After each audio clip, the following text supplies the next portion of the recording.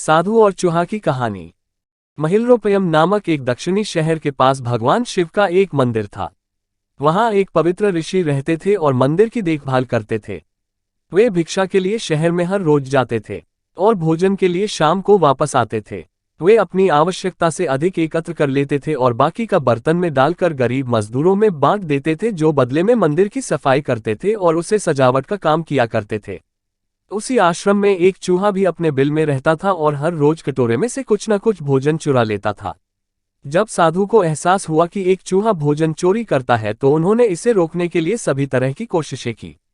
उन्होंने कटोरे को काफी ऊंचाई पर रखा ताकि चूहा वहां तक पहुंच न सके, और यहां तक कि एक छड़ी के साथ चूहे को मार भगाने की भी कोशिश की, लेकिन चूहा किसी भी तरह कटोरे तक पहुंचने का रास्ता ढूंढ लेता और कुछ भोजन चुरा लेता था।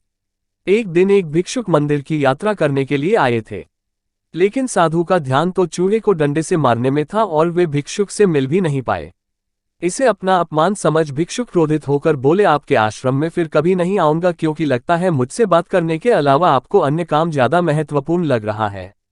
साधु विनम्रतापूर्वक चूहे से जुड़ी अपनी परेशानियों के बारे में भिक्षुक को बताते हैं कि कैसे चूहा उनके पास से भोजन किसी न किसी तरह से चुरा ही लेता है। ये चूहा किसी भी बिल्ली या बंदर को हरा सकता है। अगर बात मेरे कटोरे तक पहुंचने की हो तो मैंने हर कोशिशें की हैं, लेकिन वो हर बार किसी न किसी तरीके से भोजन चुरा ही लेता है। भिक्षुक ने साधु की परेशानियों को समझा और सलाह दी, चूहे में इतनी शक्ति, आत्मविश्वास और चंचलता के पीछे अवश्य ही कुछ न कुछ कारण होगा।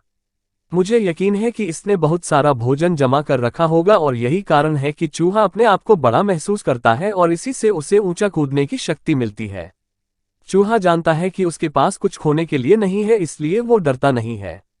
इस प्रकार साधु और भिक्षुक निष्कर्ष निकालते हैं कि अगर वे चूहे के बिल तक पहुंचने में सफल होते हैं तो वे चूहे के भोजन के भंडार तक पहुंचने में सक्षम हो जाएंगे। उन्होंने फैसला किया कि अगली सुबह वो चूहे का पीछा करेंगे और उसके बिल तक पहुंच जाएंगे। अगली सुबह वो चूहे का पीछा करते हैं और उसके बिल के प्रवेश द्वार तक पहुंच जाते हैं। जब वो खुदाई शुरू करते हैं तो देखते हैं कि चूहे ने अनाज का एक विशाल भंडार बना रखा है। फौरन ही साधु ने सारा चुराया गया भोजन एकत्र करके मंदिर में ले जाते हैं।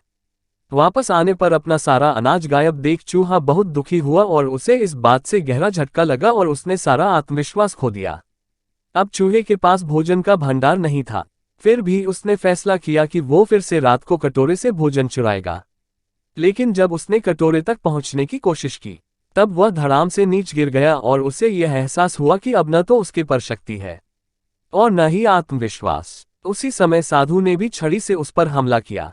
किसी तरह चूहे ने अपनी जान बचाई और भागने में कामयाब रहा और फिर वापस मंदिर कभी नहीं आया। यदि हमारे पास भी संसाधनों की कमी न हो तो हम में भी अद्भुत शक्तियां और आत्मविश्वास की कमी कभी नहीं आ सकती।